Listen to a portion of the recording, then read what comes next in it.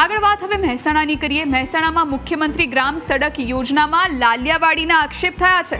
કોન્ટ્રાક્ટરના કામો પર યોગ્ય નિરીક્ષણનો અભાવ, 7 ગામના લોકો પથ્થર અને પાણી વચ્ચેથી પસાર થવાની નોબત આવી છે। આ લોકોને 4 મહિના પહેલા માટીકામ અને મેટલિંગ કર્યા બાદ કોન્ટ્રાક્ટરે રસ્તો ન બનાવ્યો।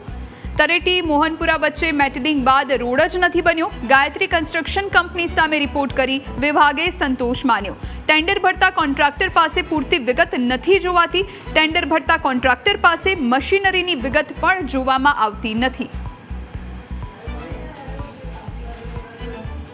જિલ્લા પંચાયતના બાંધકામ વિભાગની લાલિયાવાડીને કારણે 7 ગામના લોકો છેલ્લા 4 મહિનાથી પરેશાન થઈ રહ્યા છે।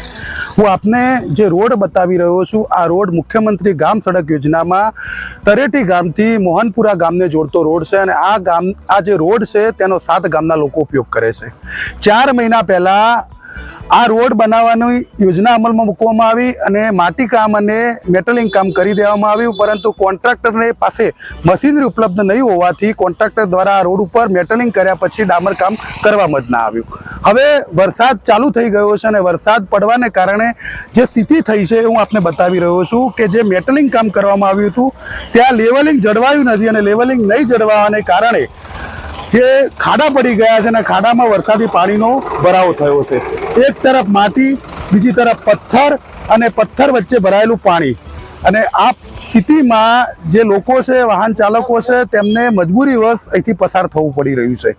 જે કોન્ટ્રાક્ટરે આ રોડ બનાવવાનો હતો 4 મહિના પૂર્વે બનાવવાનો હતો, 4 મહિના પૂર્વે મેટલિંગ કામ કરી દેવામાં આવ્યું હતું, પરંતુ કોન્ટ્રાક્ટરે 25 જગ્યાએ કામ લીધેલું હોવાને કારણે તેની પાસે પૂરતા પ્રમાણમાં મશીનરી ઉપલબ્ધ ન હતી અને મશીનરી ઉપલબ્ધ નહીં હોવાને કારણે આ રોડનું કામ પૂર્ણ કરવામાં ના આવ્યું। હવે વરસાદ શરૂ થઈ ગયો છે અને વરસાદ શરૂ થવાને કારણે હવે રોડ બની શકે તે પ્રકારની સ્થિતિ નથી। નિયમ મુજબ 15 જૂન પછી જો રોડ બનાવવામાં આવે અને રોડ તૂટે તો તેની સંપૂર્ણ જવાબદારી કોન્ટ્રાક્ટરની હોય છે, પણ સવાલ એ થાય છે કે હવે આ સ્થિતિમાં કોન્ટ્રાક્ટર રોડ બનાવશે તો કેવી રીતે બનાવશે? કારણ કે જે મેટલિંગ કામ કરવામાં આવ્યું હતું તેનું લેવલ જળવાયું નથી, ત્યાં ખાડા પડી ગયા છે અને આ જે ખાડા પડ્યા તેમાં પાણી ભરાઈ ગયું છે અને આ પાણી ભરાઈ જવાને કારણે રોડ બની શકે તેવી સ્થિતિ નથી। ત્યારે સરકારના પૈસાનો વ્યય ગણો કે પછી લોકોને જે કોન્ટ્રાક્ટરની મિલી કે બેદરકારી ગણો કે પછી બાંધકામ વિભાગની બેદરકારી ગણો, પણ આ તમામ સ્થિતિમાં લોકોને પરેશાન થવાની નોબત આવી છે। આપણી સાથે લોકો છે, તેમની પાસેથી જાણવાનો પ્રયાસ કરીએ। જે આખો આ પ્રશ્ન છે, શું થયું છે અને કેટલા સમયથી તમે હેરાન થઈ રહ્યા છો? 4 મહિનાથી હેરાન થઈ રહ્યા છીએ। ત્યાં રોડ ચાલુ કરી દીધો, અમને કીધું કે અઠવાડિયા પછી તમારો રોડ ડામર નાખી દેજો। અમારે મેન્ટેન નાખીને 4 મહિનાથી હજી આવ્યા નહીં। અમે કોન્ટ્રાક્ટરને ફોન 10 કર્યા, એન્જિનિયરને 10 ફોન કર્યા। આજે આવીએ, અઠવાડિયે આવીએ। અમારા પછીનો રોડ મોટી દવની અંદર બનાવી દીધો, એના પછી શંખલપુર બેચરાજી વાળો બનાવી દીધો। અમારે 4 મહિનાથી આજને કાલ કરે છે, હજી અમારે પાણી ભરાઈ ગયું છે, અમારે કરવાનું શું? તો કોન્ટ્રાક્ટરને તમે ફોન પણ કર્યા હતા, શું જવાબ આપે છે? બસ કોન્ટ્રાક્ટર એક જ જવાબ કરે, 4 દિવસમાં તમારો રોડ થઈ જાય, 4 દિવસમાં થઈ જાય। હું કોન્ટ્રાક્ટરને કહી દીધું કે સાહેબ ચોમાસામાં પાણી ભરાઈ જાય તો અમારે કરવું શું? કે ના એને પહેલા થઈ જાય તો આજ અત્યારે અમારે ખાડા ભરી જાય। 7 ગામના લોકો અહીંયાથી નીકળે છે અને અમારે તકલીફ એવી પડી ગઈ છે, લોકોને અવર જવર થાય છે, મેન્ટર ઉઘા થઈ ગયા છે, ખાડા પડી ગયા છે, તો અમારા ગામ લોકોને કરવું શું? અન્ય નાગરિકો પણ છે, શું કહેશો? આ જે પાણી ભરાઈ ગયું છે, લેવલિંગ જળવાયું નથી અને હવે રોડ કેવી રીતે બનશે? શું સ્થિતિ થઈ છે? આ કારણે કેટલા હેરાન થઈ રહ્યા છો તમે? આ કારણે અમારા ભારત 4 માણસો તો પગ ભાગી જાય છે, પણ અમે કહીએ કે ના ગામમાં વોટિંગ આપવા ના પાડી દીધી, બધા પણ કહીશું અમે તો એટલું તો આવડે। અન્ય નાગરિકો પણ છે, શું કહેશો? આ જે રીતે તમે હેરાન થઈ રહ્યા છો, શું કહેશો તમે? સર, અહીંયા રોડ માટે તો સૌથી મોટો પ્રશ્ન એ છે કે સ્કૂલના વિદ્યાર્થીઓ બહુ હેરાન થાય, એમને અપડાઉન જવામાં આવવામાં તકલીફ પડે છે, સાયકલ લઈને જવાનું આવવાનું પડી જાય તો કોણ જવાબદારી લેશે? આ રીતે મેટલિંગ કામ 4 મહિના પહેલા કરી દીધું છે, હવે રોડ બનાવ્યો નથી, વરસતા વરસાદમાં હવે રોડ બની શકે તેવું નથી, તો હવે શું કરવાનું?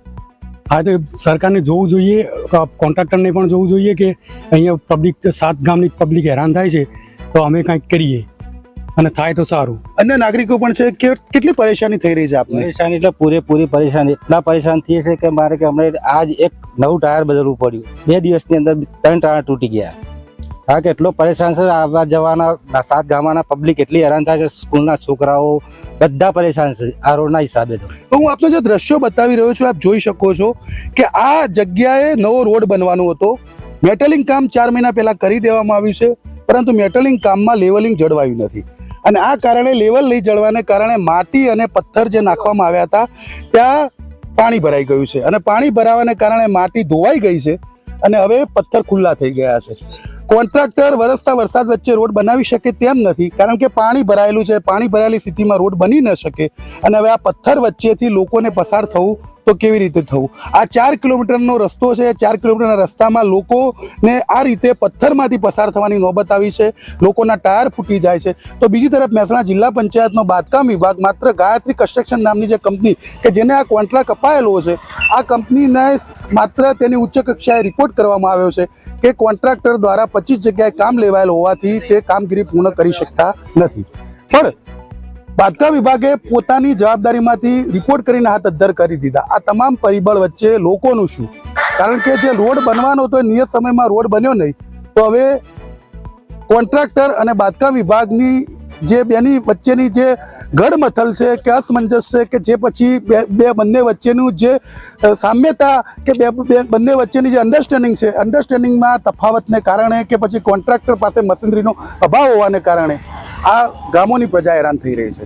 કોન્ટ્રાક્ટરને દંડ થશે કે પછી એ પાછળનો વિષય છે, પણ હાલ લોકોનું શું? કારણ કે લોકોને આ રોડનો ઉપયોગ કરવો પડે છે અને લોકોને છેવટે પરેશાન થવાની નોબત આવી છે. Kamlesh Raval, News Capital, Mehsana.